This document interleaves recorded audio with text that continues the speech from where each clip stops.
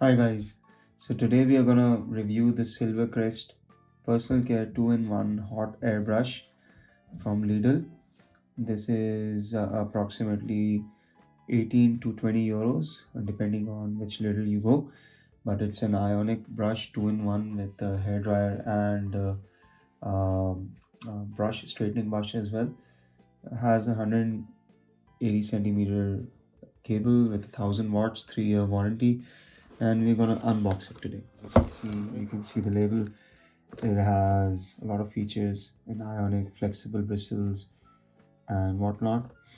So let's unbox it. So here it is.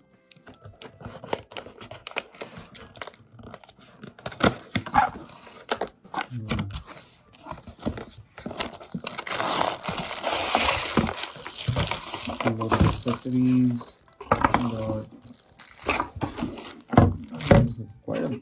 This is the standard operating manual, as you can see, and the brush looks quite big. Still got the box completely. Standard plug, 3-pin plug. Don't use it in the shower, of course, as the label says. It's quite a big brush with a lot of bristles on it. Standard, I think so. There are several modes in it. 2, 1, C0.